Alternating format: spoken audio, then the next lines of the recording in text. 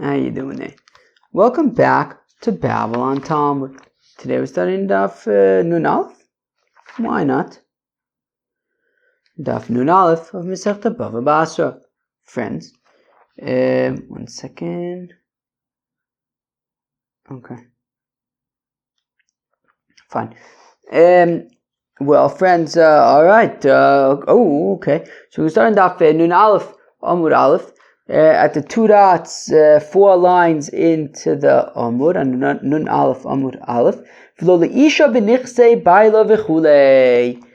And a wife does not have a chazaka in the property of her husband. Okay? So if you have a wife and she is eating the fruits of her husband's field, and she eats them for 3 years, she can't turn around and say, he sold them to me and I've been here for 3 years, I have a chazaka.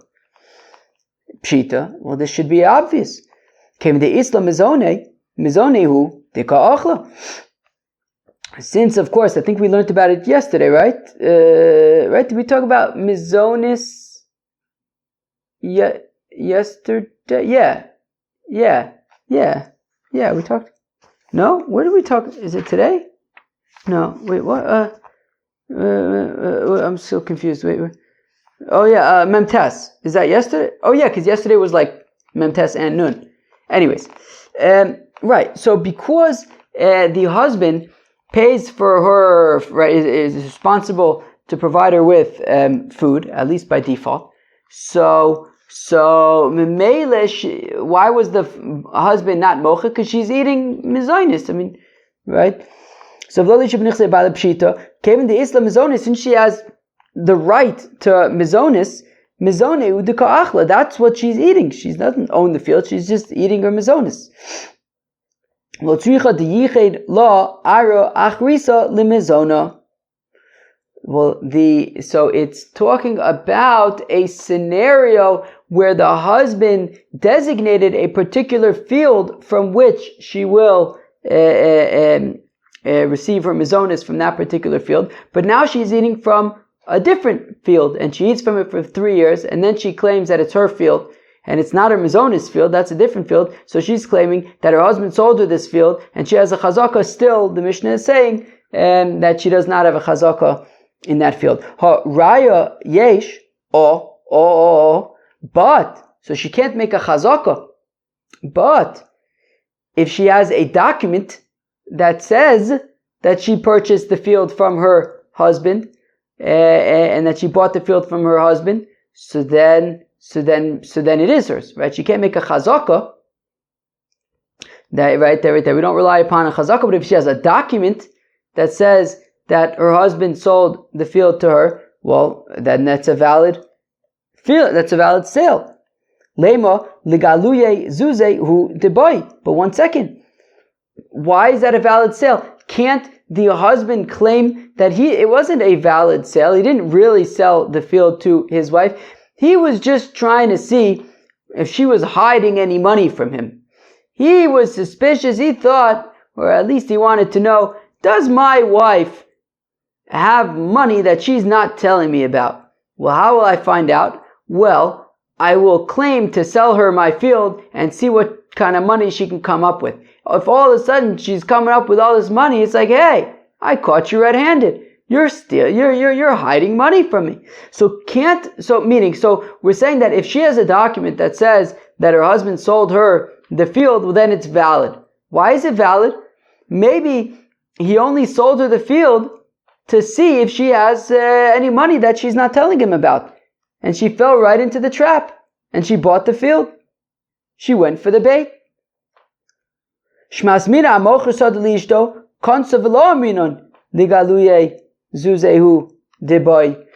the implication therefore being that from the fact that if she provides a document, then it's a valid sale, then that means that the husband cannot make the claim, right, that this concept of, I was only trying to expose if she has other money, that concept is irrelevant, right? From the fact that we're saying that if she has a shtar well then the field is hers, that means that the whole argument of, hey, I was just trying to see if she's hiding money is irrelevant. Because if it was relevant, he'd be able to make it, but he can't make that argument. So therefore it's irrelevant. Again, Shmas Mina, so we see from here, a husband sells a field to his wife, Konsa, it's hers. And we don't say that he was just trying to uncover if she was hiding money from him. Lo, to which we say no, it is a valid claim. He can make the argument of Ligaluye Zuze Hudebai. Ema haraya yesh b'shtar matana. Rather say that a wife cannot make a chazaka in her husband's property, but she can if she has a document. Then it's valid. What's valid? A gift. If she has a document of a gift that says that her husband gave her a field as a gift, and she has a document, then that is valid. She can't make a chazaka, but if she has a document that her husband gave it to her as a gift, then that's valid. But I'll argue that if a document says that he sold her the field, that's not valid, because he can make the argument that he only quote unquote sold it just to see if she was hiding money from him.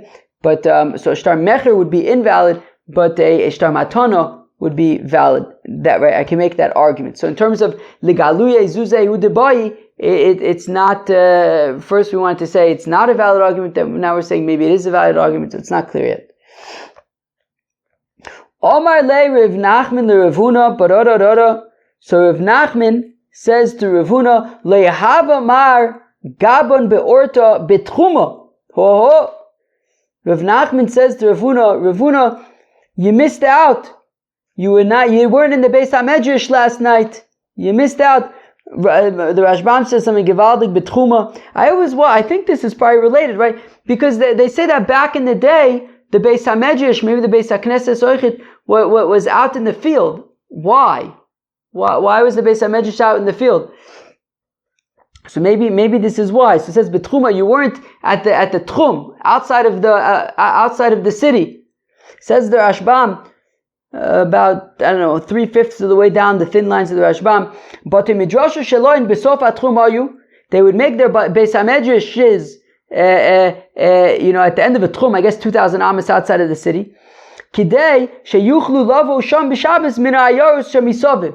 Because I guess if you have different cities that are next to each other and you put the Beis HaMedrash in the middle, but within the tchum of all of them, so then on Shabbos everybody can go and learn in the Beis HaMedrash. Ho, Gishmak.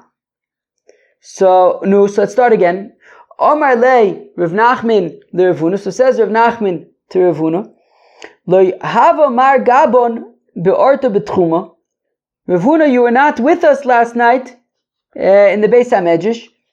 The Amrin Mile Ma'ayisa, we said mamish the most givaldige teres. Omar le my Mile Ma'ayisa amrisu. No, tell me what was so gishmak.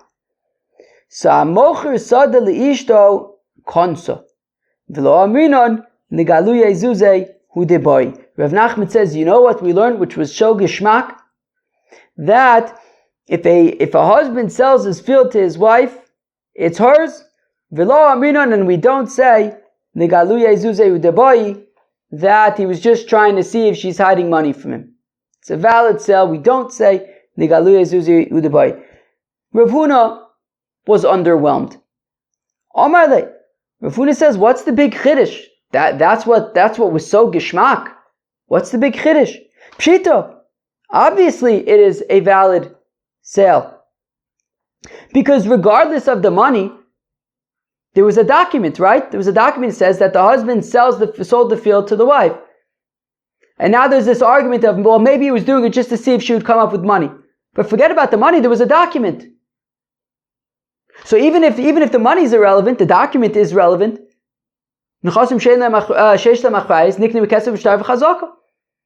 That property can be acquired either with money or with a document or with a chazaka.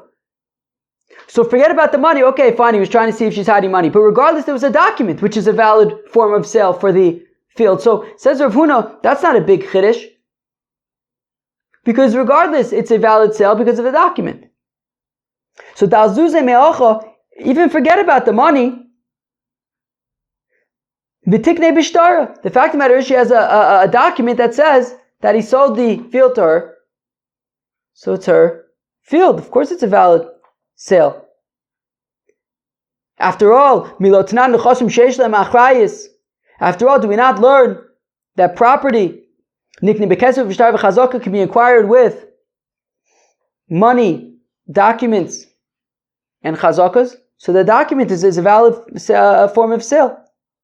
So Amalei Rav Nachman says, no, wait, one second. Don't underscore the gewaldigness of our halacha. Our halacha was in fact a gewaldig halacha. How come? V'lab itmar lo, because after all, didn't Shmuel teach about that halacha, about kesef shtar and chazaka? Or Shmuel says, Shmuel, lo yishanu elo b'shtar matana? That when the Mishnah says in Masechta Kiddushin that property can be acquired with a document, a gift document, a shtar matana. Aval b'shtar mecher lo konat shitin lo domeo.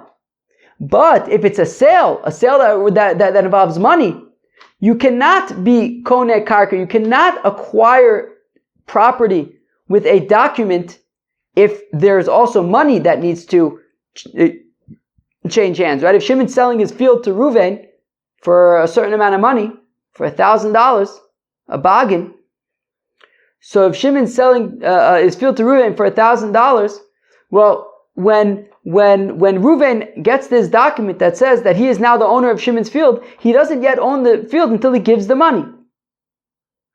Right? That's a crucial part of the kinyan if there's money involved.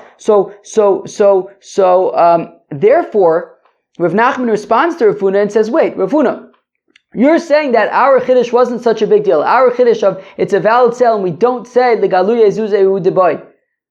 Not such a big chiddush because after all there's a sale, there's a shtar anyways. Rav Nachman responds, the shtar wouldn't work here because since there was money, the shtar in and of itself is not valid.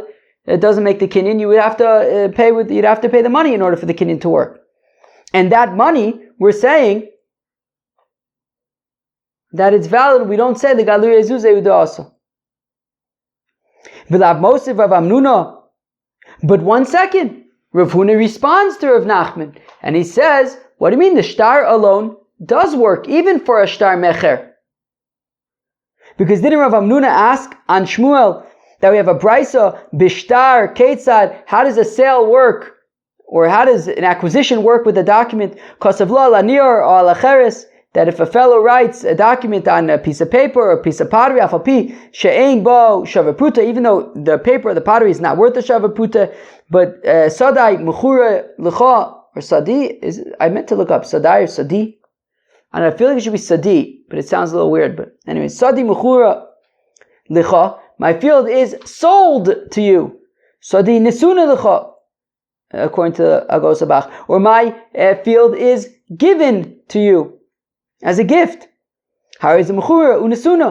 It works. So we see the Brisa is saying that even a shtar mecher is enough to affect a kinyan. Even a shtar mecher is enough to affect a kinyan. So that's Rav Huna's response. So you see that a shtar mecher in and of itself is a loan. So even regardless, so therefore Rav Huna responds to Rav Nachman, says regardless of the money, the fact that there's a document should be enough to affect the sale. But says Rav Nachman responds to Rav Huna. But one second, that Rav Hamnuna, who asked the question from the Brisa, also answered the Brisa. Also, when do we say that a document, even a shtar mecher, the document enough can work? The document alone is enough. By mocher sadam pneira also. If Shimon is selling his field because it's not a good field, he just wants to. If Reuven's willing to buy it, great, please. You don't even need to pay me now, pay me later, it's fine, here's the document. In that case, the sale is valid. But in a regular, so therefore Rav Nachman responds that in a regular case of selling a regular field, if it's for money, if it's a sale, then the document alone would not be enough. And therefore says Rav Nachman, the reason why we were so excited about this halacha that we said yesterday in the Beis HaMedrash, last night in the Beis HaMedrash, is we're saying that if a husband sells his field to his wife, it's a valid sale, and even though it's a sale, and the money is an important part of the sale.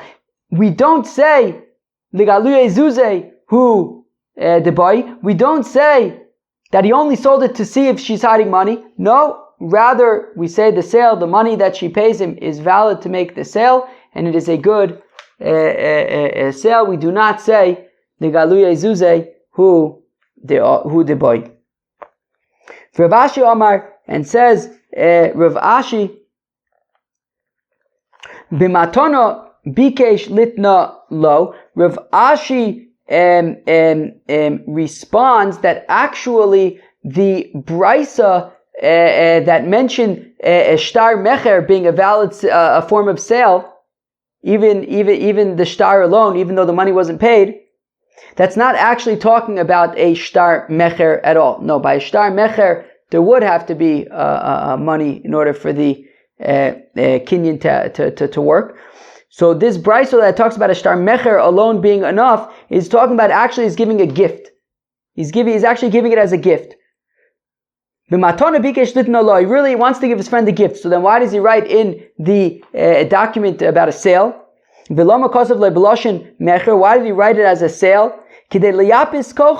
In order to strengthen the koyach, right? He's not just giving it as a gift, but even as it's as if it's a sale that has achrayus, that if anything happens, you can come back to me. He wants to make it, as his gift, mamish, as official as possible, so that he even writes it as though it were a sale. So in that case, it's really a gift. So that's why the shtar is enough. But says Rav Ashi, if it's a shtar mecher, in fact, you would need to actually pay the money.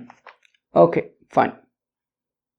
Meisvei, we have a kasha, right? So Rav Nachman was all excited. He went to Rav Huna and he says, you won't believe the most amazing halacha we learned last night in the Beis HaMedrash, which is that that the sale from the husband to the wife is valid. We don't say legaluye zuzeu da'asa.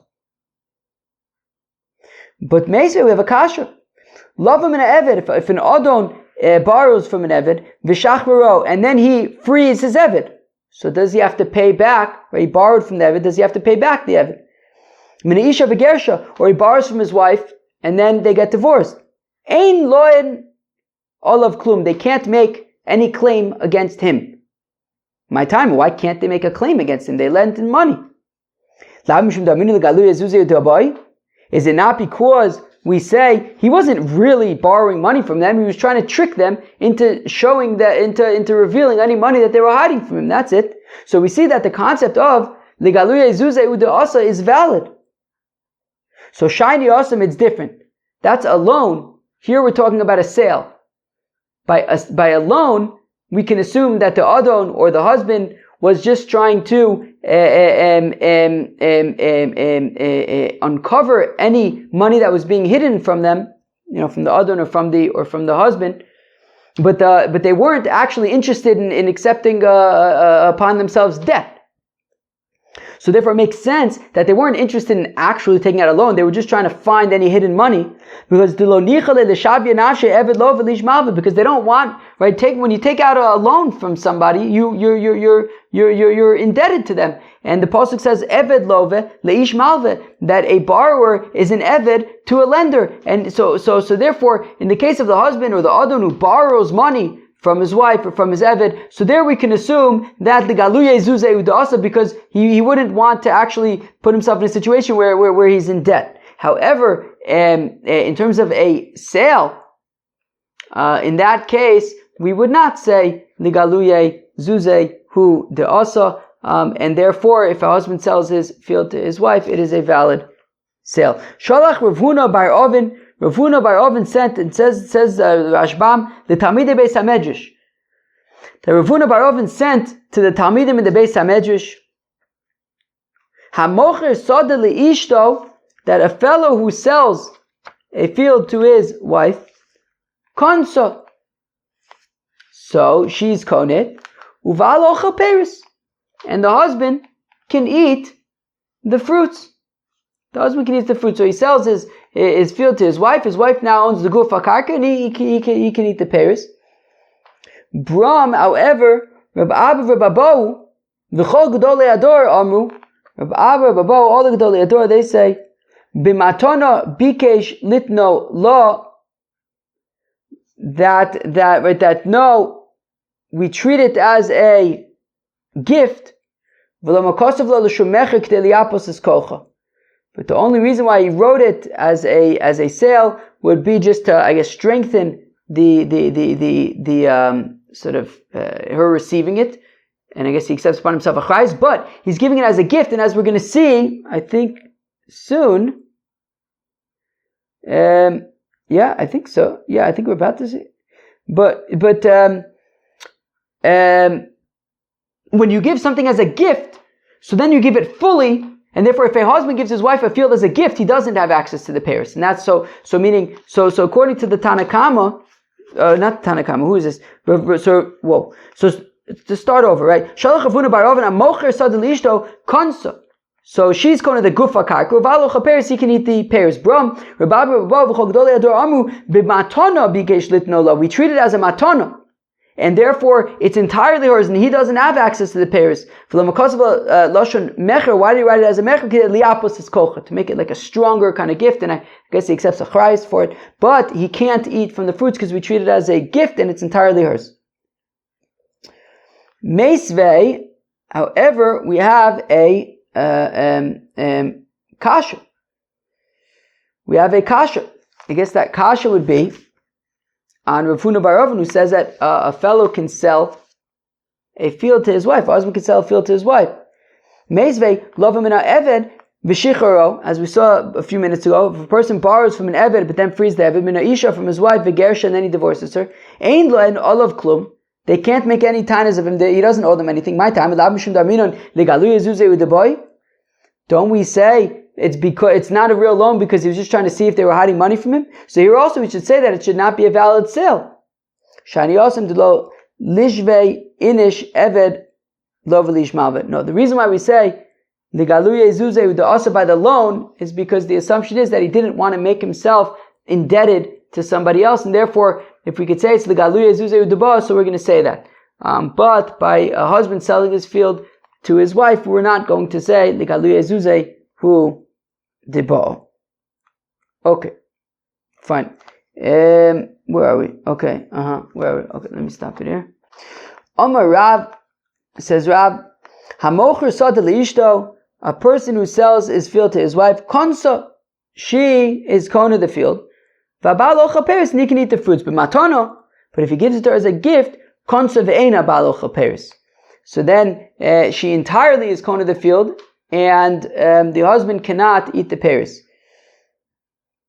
It's entirely hers if it's as a gift. Rabbi Lazar Omer says, Rabbi Lazar echad zeh konsa ve'ena balocha peris, that regardless of if it's a mecher or a matana, it's hers, and the husband cannot eat the peris. Fine. It's entirely theirs. The husband cannot eat the pears. Avad Rav Chizda Uvda Rabbi Lazar. So if Chizda taka paskin like Rabbi Lazar, that even by a sale, it's entirely hers. The husband cannot eat the pears. Amru lei Rabban Ukva Rabban Nechemya b'nei bante de Rav Chizda le Rav Chizda. So Rav Chizda's grandchildren. As there's another guess that says Rabna Ukva and Rabna Nechemya. I don't know. But his grandsons said to him, Shavik Mar Rav Raveh v'Avid Kizutre. Why, if it's between Rav and Rabbi Lazar, would you paskin like Rabbi Lazar? Rav was Rav. He was earlier. He was Rav. So why would you hold like Rabbi Lazar? Amalei Onanami Rav Raveh Avdi. Rav Chizda says, oh, hold up. I'm also doing like the great ones. T'chiasa Rav and Amar Rabbi Yochanan. Because when Ravin came, he said the name of Rabbi Yochanan, who was also a contemporary, the same door as Rav. That regardless of if it was a kinyan or a mecher, it would belong to her, and the husband has no, you cannot eat the pears. It's all hers. So Rav Chizda says he was holding like Rabbi Yochanan. Amar Rav says, Rav Hilchsa, the loch is hamocher sadalishto lo kansa. So a person who sells a field to his wife, she's not kona at all. V'abalocha peris, and the husband can eat the peris. B'matana, as a gift, konsa ve'ena balocha peris, she's entirely kona, and the husband cannot eat the peris tarte. The Gemara says, wait, the ratio didn't make sense. The Sefer makes sense, fine. So he's saying if he gives it to her, Rava says if he gives it to her as a gift, it's entirely hers, the husband doesn't have pairs. But the ratio doesn't make sense. Let's read the ratio again. That a person who sells a field to his wife, she is not kona. It sounds like at all. But then it says, the husband can eat the pairs, implying that she's kona the guf akarka. So what's going on? She's not kona at all. She's kona the guf akarka. What's the deal? So, Lokash, it's no problem. Kambemos, Tmunin, Kambemos, Shein Tmunin. It depends how she bought it. If she bought it with hidden money, well then she fell into his trap and it's not a kinyan at all. But if she bought it with known money, well then then it's a proper sale and she gets the gufa karka. The husband can eat the pairs. The Amar of Yehuda, Mos Tmunin lo kansa, Mos Shein Tmunin kansa. That if it's hidden money, then she's not kona. If it is not hidden money, if it's revealed money, I guess money that he knows about, it's not any big chiddush of like the galuye zuze udasa. Well then it is a good kinyan. Cheve, that was Daf Nun Aleph of Masechta BavaBasra. Today's sugya dealt with the concept of a woman being unable to make a chazakah in her husband's property, but then we got into the concept, but he could sell her the property. We got into the shaila of legaluye zuze uda asa, and some very interesting stuff. Peace out.